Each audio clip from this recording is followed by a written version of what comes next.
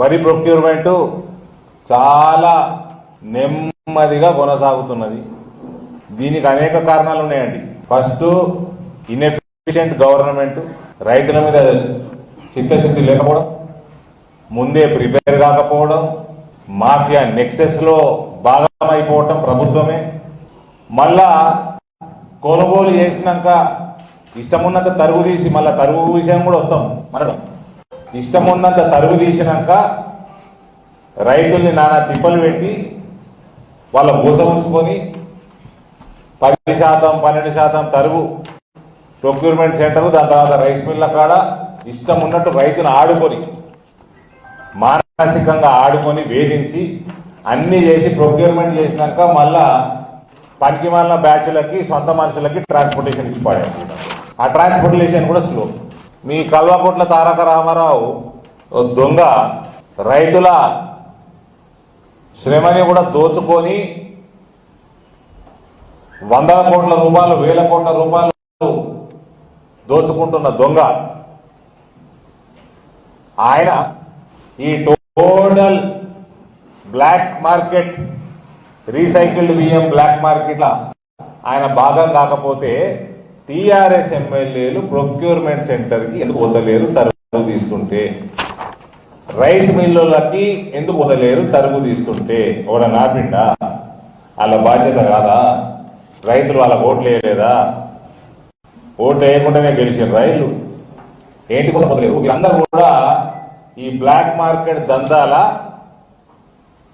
ఎమ్మెల్యేలు భాగం కాకపోతే ఓడాపిడు మిమ్మల్ని. రైతులు కాపాడే బాధ్యత మీది కాదా? మేమంటే మాట్లాడతాం, కొట్లాడతాం. మీరైతే అధికారం ఉన్నారు కదా, మీరు అధికారంలో ఉన్నోడు పోతే కలెక్టర్ ఉంటాడు, ఆఫీసర్ ఉంటారు, రైతు బాగుపడతాడు. ఇక ఈ సంవత్సరం కొత్తగా ఇంటున్నామండి, బరువు చూసే తూకం ఏది ఉంటుందో అది కూడా దొంగ వ్యవహారమే నడుస్తుంది. అందులో కూడా 2 నెలల్లో బయటపడ్డది.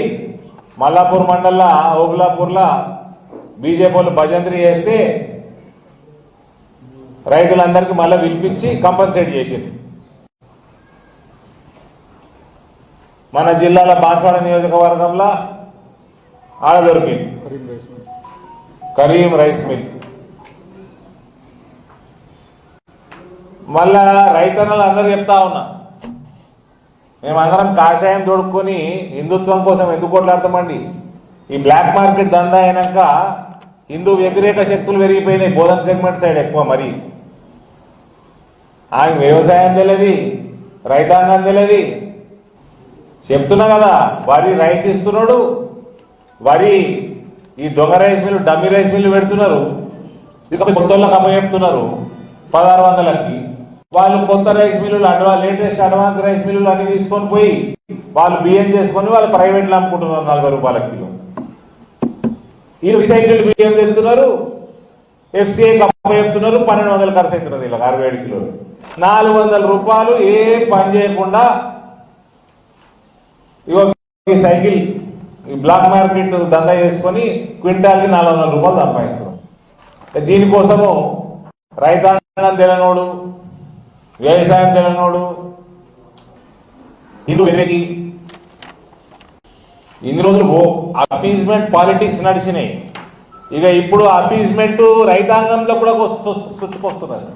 ఇక దీనికి అడ్డు అదుపు అంతు లేకుండా ఇప్పటికీ కోతలు కోసి ఎన్నెళ్ళ దాటిపోయింది, 3వ నెల.